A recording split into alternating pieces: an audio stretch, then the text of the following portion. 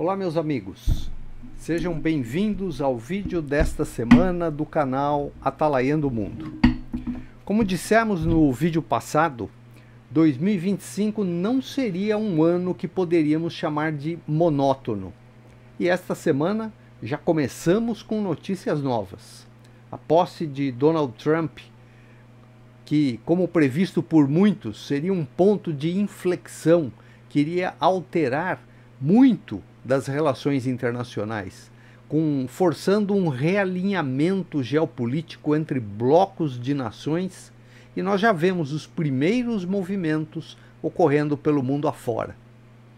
Ainda antes da posse, no domingo passado, os primeiros reféns de Israel, que estavam nas mãos do Hamas desde outubro de 2023, foram libertados, e outros mais ainda são esperados nos próximos dias. Mas falamos no vídeo anterior sobre o relatório do Portas Abertas, sobre a perseguição a cristãos pelo mundo, que saiu no dia 15 de janeiro. Esta semana saiu mais um relatório, desta vez de um site chamado International Christian Concern. Nós já vimos algumas reportagens deste canal aqui no Atalaiando. E este relatório reforça em muito coisas que já vimos no relatório do Portas Abertas, mas tem alguns detalhes que eu quero mostrar a vocês. Portanto, após a vinheta, damos início ao vídeo desta semana. Bem, meus amigos, esta tela que vocês estão vendo é a tela do International Christian Concern, o relatório que eu falei, é o Índice de Perseguição Global de 2025, perseguição a cristãos em 2025. Ele está todo em inglês, não tem como fazer essa tradução, o site não deixa eu fazer a tradução no próprio site, não tem jeito de eu mudar as palavras e mudar para português, ou pelo menos eu não consegui. Outros sites eles permitem, mas esse aqui não me permitiu fazer a tradução para vocês poderem acompanhar. Então desculpe, eu vou mostrar o texto original em inglês, mas eu vou fazer os comentários, eu vou traduzir algumas partes aí. Então aqui está a tabela, né, o índice com as páginas, o que tem em cada uma das páginas, tal. Ele está uma visão geral, eles começam lá esse overview, uma visão geral.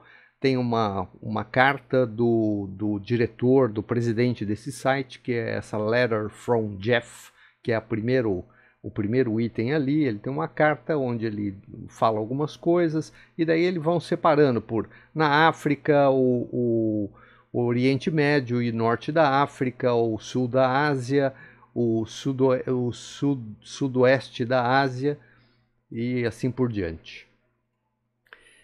Então, eles começam com esta carta do presidente, né? A carta do presidente, e eu vou então traduzir essa carta para vocês aqui. Então ele diz o seguinte: o pior dos piores, o relatório anual sobre a perseguição global a cristãos. E daí ele diz que 2024 foi um ano angustiante para um grande número de cristãos. De igrejas domésticas subterrâneas na China a aldeias remotas na Nigéria, o corpo de Cristo enfrentou implacável perseguição de governos, organizações terroristas e sociedade.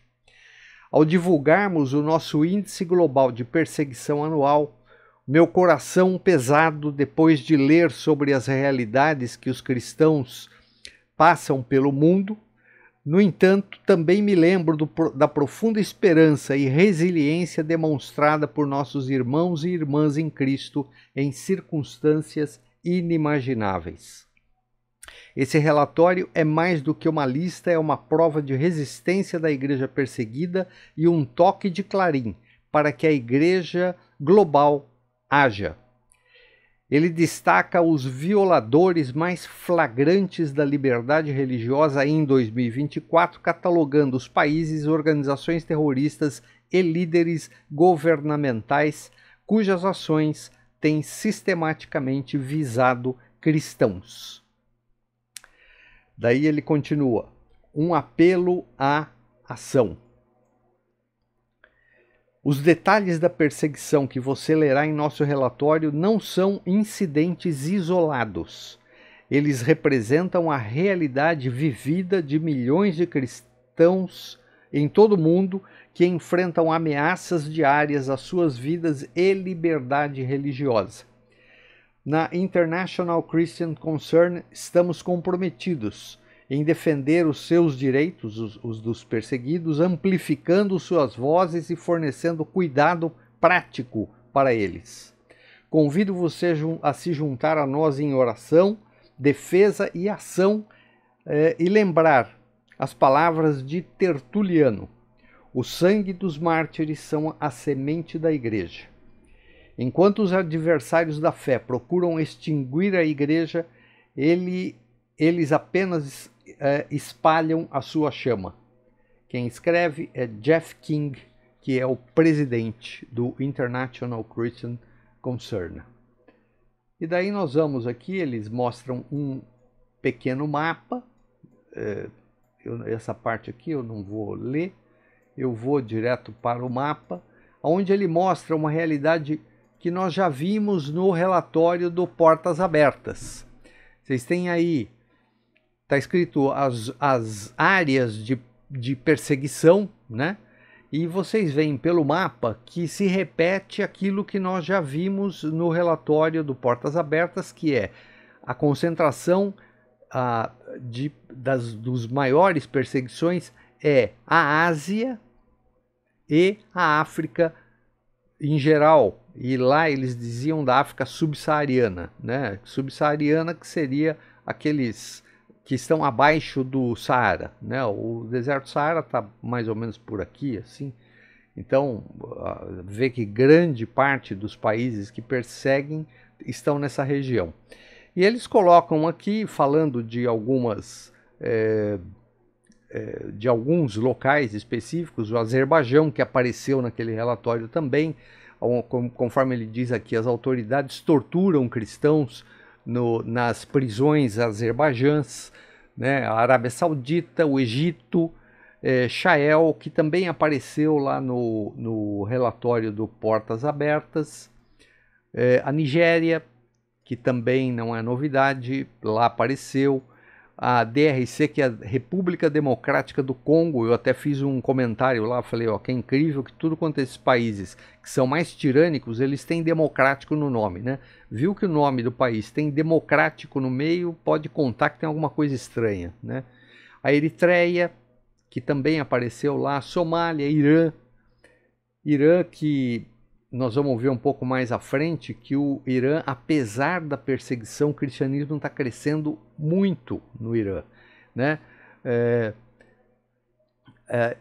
Sob uma opressão do Islã, uma opressão islâmica no país, né? Sobre as regras islâmicas lá no país, os cristãos são frequentemente presos e buscados como inimigos do Estado, vistos, né? Eles são presos e eles são vistos como inimigos do Estado. É isso que eles estão dizendo aqui.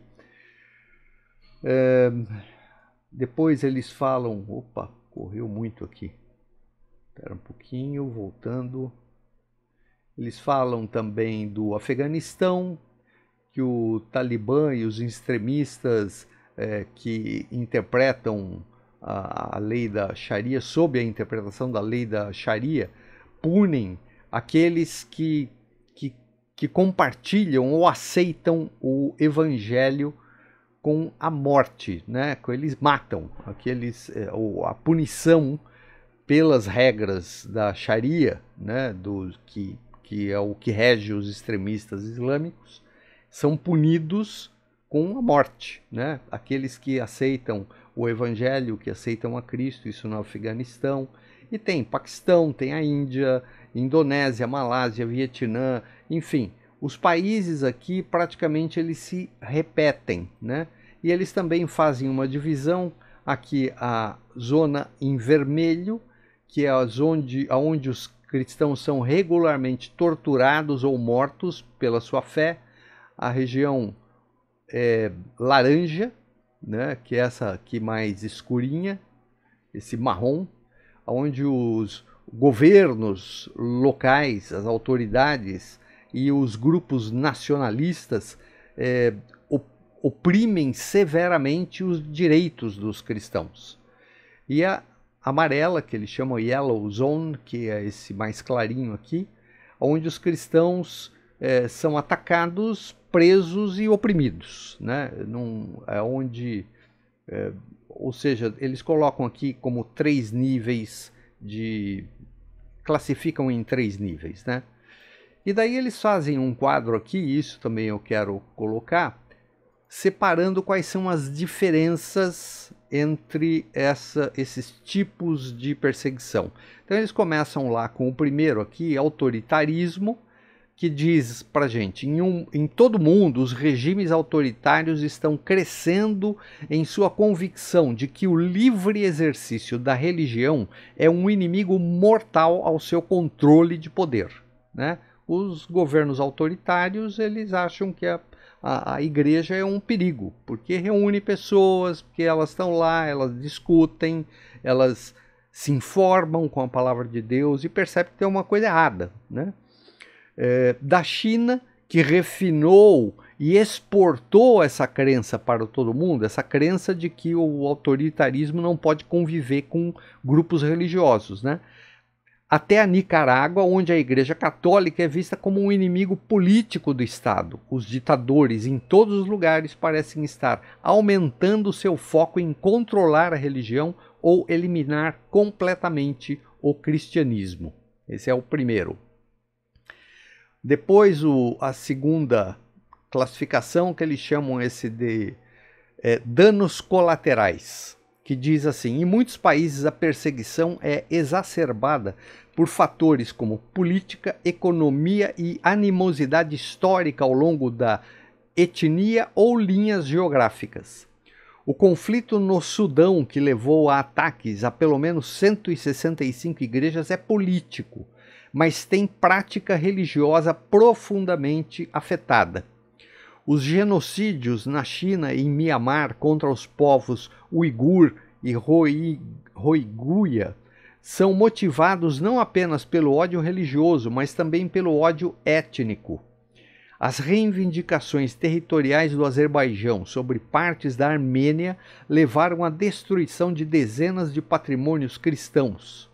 À medida que os maus atores em todo o mundo cometem seus atos de violência, eles muitas vezes atacam os cristãos e as minorias religiosas vulneráveis. Depois, uma outra classificação, que é esta terceira aqui, vamos marcar ela para a gente saber do que a gente está falando, que fala sobre mudança global no terrorismo. Quando o Estado Islâmico perdeu o último de seu território em 2019, muitos acreditaram que o grupo havia sido derrotado.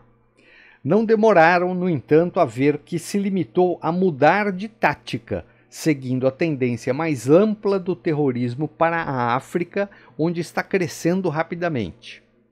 A quantidade de islâmicos hoje na África é muito grande, né? O islamismo está muito presente na África, né? Quer dizer, já estava antes, mas agora mais. Hoje, quase metade das mortes globais por terrorismo acontecem na África, impulsionadas por afiliados de grupos terroristas globais como o Estado Islâmico, a Al-Qaeda e grupos locais como o Al-Shabaab da Somália e o Boko Haram na Nigéria. Enquanto os grupos fazem, às vezes, lutam entre si por território, seus ataques combinados às comunidades cristãs são consistentes e devastadores. Depois mais um, que é este, deixa eu marcar o texto aqui, é o crescimento em face da perseguição. E aqui a gente vê uma esperança, né? Enquanto os perseguidores esperam que suas ações eliminem as religiões desfavorecidas ou, pelo menos, impeçam o seu crescimento, o oposto é muitas vezes verdade. O cristianismo é a religião que mais cresce na Ásia e parece estar florescendo em certo sentido, mesmo em áreas onde governantes despóticos estão trabalhando incansavelmente para eliminá-lo. Na teocracia islâmica clerical do Irã, o cristianismo está crescendo a tal ritmo que alguns estimam que a igreja iraniana pode ser a igreja que mais cresce no mundo. Embora tenha aumentado números na igreja perseguida, não equivale à saúde ou prosperidade. O fracasso dos perseguidores em extinguir o cristianismo é um testemunho da fidelidade desses crentes e evidência da obra contínua de Deus para expandir o seu reino. Depois ele vai para mais uma definição aqui, que significa deslocamento de massa. Conflitos que influenciam ou se originam da religião continuam a deslocar milhões. No Sudão, o pior desastre humanitário de 2024 pelos números, os lados em conflito têm como alvos locais religiosos, clérigos e congregantes e deslocaram mais de 12 milhões de civis desde o início do conflito em abril de 2023. As pessoas têm que sair do lugar. A junta militar governante de Mianmar continuou seus ataques contra casas e aldeias de várias minorias étnico-religiosas, deslocando cerca de 2,3 milhões de pessoas desde que tomaram o país em 2021. E mais de 100 mil cristãos armênios tiveram que fugir da disputada Artsakh, não sei como é que fala isso, quando o Azerbaijão assumiu o controle total. Depois, este outro item aqui, que é a repressão transnacional. E diz, não contentes em perseguir os cristãos dentro das suas fronteiras. Peraí, deixa eu ver se está certo isso. Não, está errado. Descontentamento popular com a repressão. Eu pulei um aqui. Descontentamento popular com a repressão. Por mais poderoso que seja o movimento global em direção ao autoritarismo, nacionalismo religioso e repressão, a vitória dele está longe de ser garantida. Os eleitores nas eleições gerais de 2024 na Índia deram ao nacionalista partido Bharatiya Janata, não sei se é assim que fala, um verdadeiro revés eleitoral, forçando-o a se juntar a uma coalizão de governo com partidos seculares, ou seja, que não são religiosos. Em Mianmar, a violência da junta se consolidou às muitas minorias étnico-religiosas do país, que obtiveram muitas vitórias militares impressionantes contra a junta em 2024. O Irã enfrenta a ameaça constante de uma revolta em massa, resultado de uma aplicação excessivamente zelosa da lei de moralidade islâmica. Nesses países e outros, os perseguidores estão percebendo os limites da sua capacidade de restringir a religião. Então, está havendo um descontentamento popular com essa repressão, e daí isto está dando problema. Então, com isto, esse descontentamento está fazendo com que esses governos se sintam fragilizados. A gente está vendo isso acontecer, e é o que ele está dizendo, principalmente no Irã. O Irã já está fragilizado, né? Mais agora, porque o Donald Trump voltou ao poder, e ele muito provavelmente vai impor novamente restrições econômicas para o Irã, coisa que já era antes, só que quando o Biden assumiu ele retirou as restrições, e o Irã vai ficar mais fragilizado, o governo vai ficar mais fragilizado ainda. Então isso de alguma forma ajuda os cristãos nesses locais, né? Depois, então, o nacionalismo religioso, que é o próximo item, que é mais evidente na Ásia. A ascensão do nacionalismo religioso passou a afetar milhões de minorias religiosas hoje. Em Mianmar, o nacionalismo religioso inspira a junta militar no poder a bombardear as minorias etno-religiosas em suas casas. Imagina só. Na Índia e Paquistão, o nacionalismo religioso leva multidões a atacar cultos pacíficos e a linchar os acusados de violar códigos morais hindus ou muçulmanos. Dezenas de casas e igrejas cristãs foram destruídas por uma multidão enfurecida em Jaranwala, Paquistão, em agosto de 2023. Uma ferramenta conveniente para políticos que negociam alegremente com estereótipos religiosos para irritar seus eleitores. O nacionalismo religioso tornou-se uma ameaça internacional à liberdade religiosa. E por último, né? Não é o último ainda. Restrições a mulheres. Embora a perseguição afete cristãos de todas as idades e sexos, as mulheres são frequentemente apontadas como particularmente restritas a regulamentos. Desde que assumiu o poder em 2021, o governo do Talibã no Afeganistão impôs sua interpretação extremista do Islã em todos os cantos da sociedade. Em nenhum lugar isso ficou mais claro do que no tratamento às mulheres, como a maioria dos talibãs decretos religiosos desde 2001 focados em restringir o seu lugar na sociedade e garantir que eles cumpram as mais rígidas interpretações da lei islâmica. Padrões semelhantes podem ser vistos em outros lugares, inclusive no Irã e no Egito, onde as mulheres cristãs ocupam os degraus mais baixos da sociedade. Depois a repressão transnacional, que diz: não contentes em perseguir os cristãos dentro das suas fronteiras,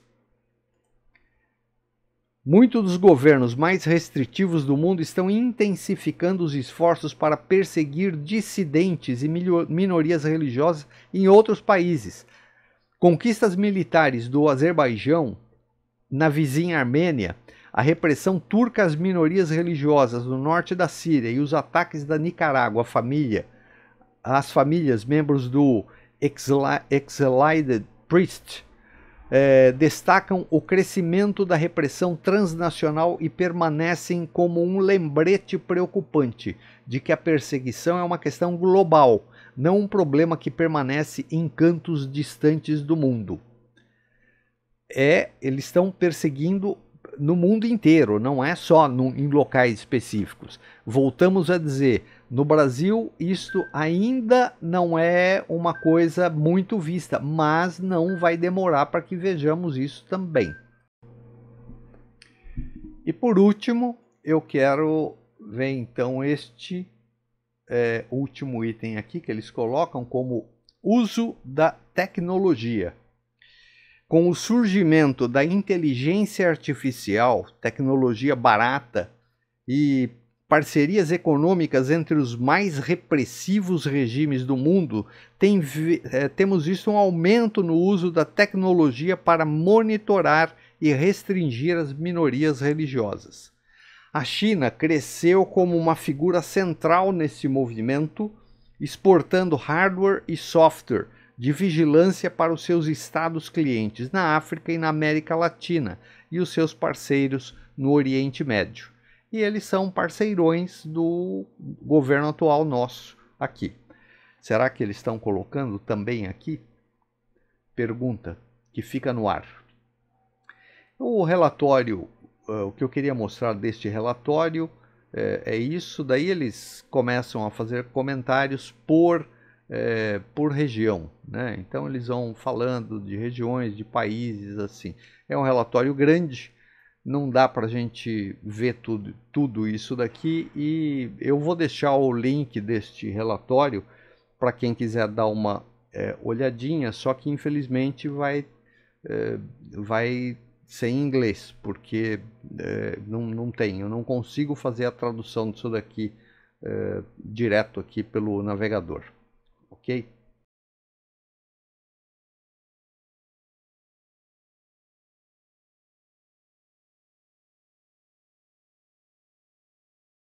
E agora, só para a gente terminar, eu quero falar sobre um termo que eu descobri agora recentemente. Eu não sabia que existia esse termo. A gente percebe o significado dele acontecendo no dia a dia nosso, mas eu não sabia que já tinha um termo que designava isso daí. Ele se chama islamoesquerdismo. O que significa isso? A gente já percebe claramente no mundo uma junção entre a esquerda e o islamismo. Mais especificamente falando a respeito dessa defesa dos palestinos, que se falam, né? A grande frase hoje em dia é libertar a Palestina do rio ao mar. O que significa libertar a Palestina do rio ao mar? Do rio Jordão até o mar Mediterrâneo. Esta faixa entre o Jordão e o mar Mediterrâneo, o que existe nesse local? Israel. Então, quando eles dizem libertar a Palestina, eles estão dizendo que, olha, quem tinha que estar ali eram os palestinos. Por isso, este ódio da esquerda mundial contra Israel. E só a título de curiosidade, se existe alguém neste mundo que tem o certificado de propriedade, né, de um território, que tem não é esse o termo, eu não me lembro agora como é que a gente fala, né, escritura de propriedade de uma terra, são Israel.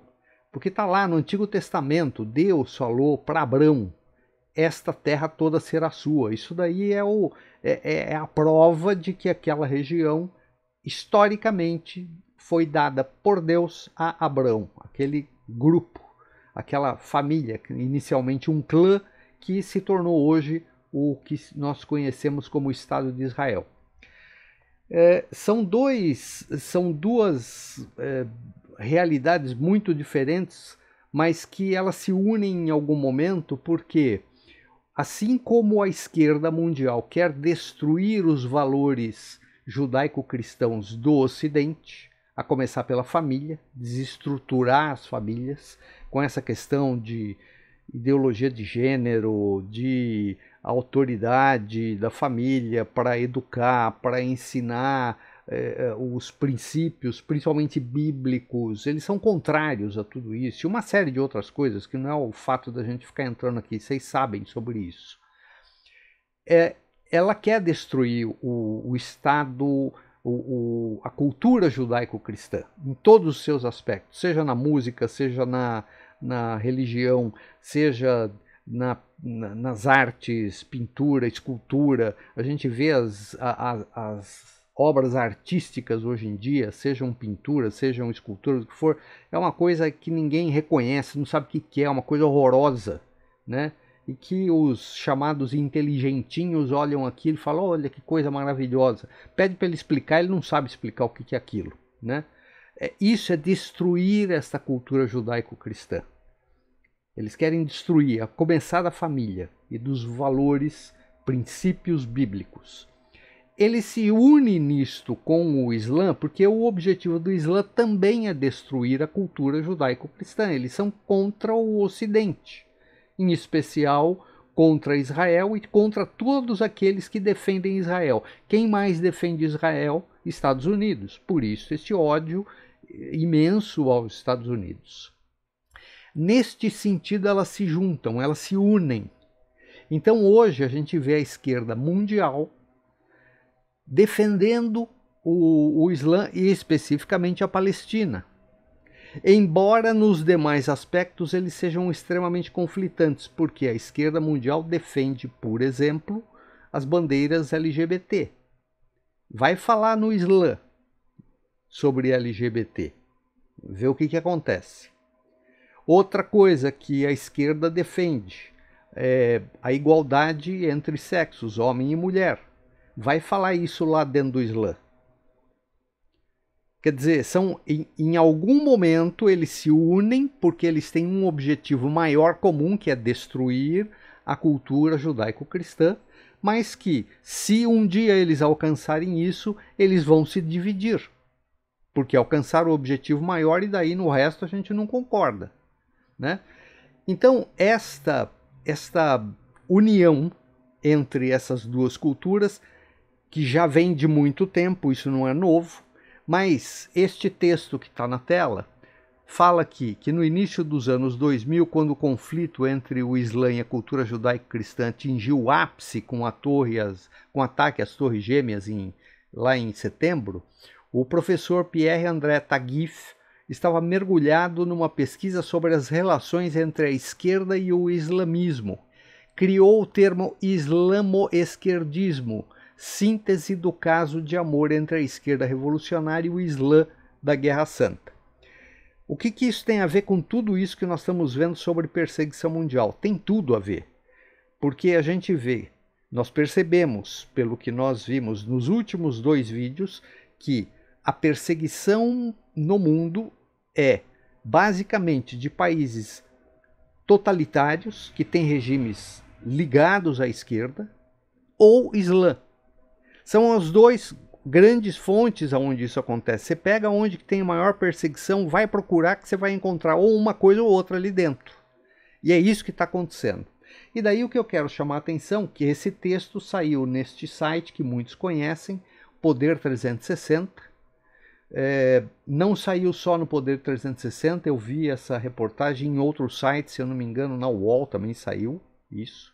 Eu não me lembro exatamente, mas tenho a impressão que saiu esse texto, que ele coloca uma coisa aqui.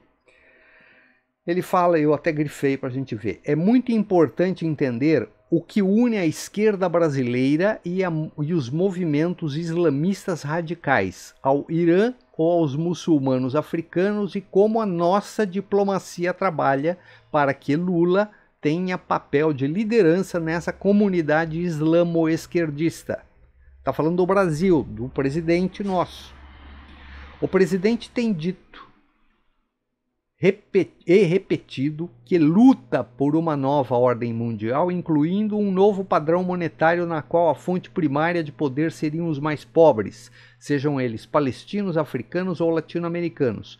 O recente movimento de inchaço do BRICS, liderado por China, Rússia e Irã, com o Brasil de coadjuvante, é o maior exemplo deste novo polo de poder em consolidação. Além da pobreza, como ativo político, há muitas outras afinidades entre a esquerda e o Islã, como estados totalitários e mais fortes, instrumentalização das redes sociais e aumento constante de impostos como forma de pressão econômica sobre a classe média, comprometendo a produção de riqueza e transformando o poder público como o único indutor de prosperidade. O Estado captura a prosperidade e dela dispõe conforme seus interesses e necessidades. A liberdade individual e coletiva garantida pela democracia, o direito ao voto, os direitos humanos tão caros à esquerda nos anos 60, 70 e 80, deixou de ser ativo político relevante diante das alianças com regimes intolerantes à emancipação feminina, aos gays, à liberdade de opinião ou mesmo à liberdade de empreender e decidir sobre o futuro de empresas privadas consideradas estratégicas. E para terminar, um exemplo é a Vale do Rio Doce, pressionada por um governo decidido a influir diretamente nos seus destinos para desconforto da turma da Faria Lima, aqueles inocentes úteis que assinaram manifestos a favor da democracia sem saber que por trás deles estava o islamo-esquerdismo. Não imaginavam que Alá seria tão grande e tão eficiente. Lula, o assessor especial para assuntos internacionais da presidência Celso Amorim e a esquerda engajada nesse movimento veem Israel como adversário e atuam para polarizar, colocando de um lado o Islã, parte da África, Venezuela, América Latina, Rússia e aliados como Arábia Saudita ou Emirados Árabes Unidos, praticantes do capitalismo à moda ocidental. o Brasil, inserido no meio dessa disputa, viu talvez pela primeira vez na história nossa diplomacia optar por confrontar em vez de dialogar, como no caso de Israel, buscando a polarização. O que virá depois é imprevisível. Ou seja, esta questão da perseguição, que no mundo todo a gente vê que está muito ligada a regimes totalitários ou ligados ou islâmicos, o Brasil está no meio disto. O Brasil está junto com isso daí. Então, aqueles que dizem, não, isso não vai acontecer no Brasil, nós estamos caminhando para isto. A questão é que as pessoas estão com os olhos vendados, as pessoas não enxergam isto. E isso tem tudo a ver com perseguição religiosa, perseguição política e religiosa pelo mundo afora. Então, mais uma vez, é um alerta que a gente tem que fazer. Ninguém está falando aqui para uma rebelião, não se trata disto, mas estejam alertas para o que ouvimos por aí e muitas vezes defendemos coisas que a gente não tem nem ideia do que é que está por trás. A gente não tem ideia do que é que está por trás daquilo.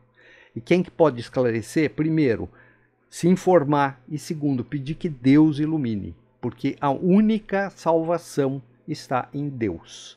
Deus vai arrumar, como sempre arrumou na história deste mundo, pessoas que Ele usa para que a vontade dele seja feita. E o que nós mais de melhor podemos fazer é pedir a Deus que Ele intervenha nessas situações e proteja a sua igreja nesse mundo. Era isso que eu queria mostrar no vídeo de hoje. Que Deus nos abençoe.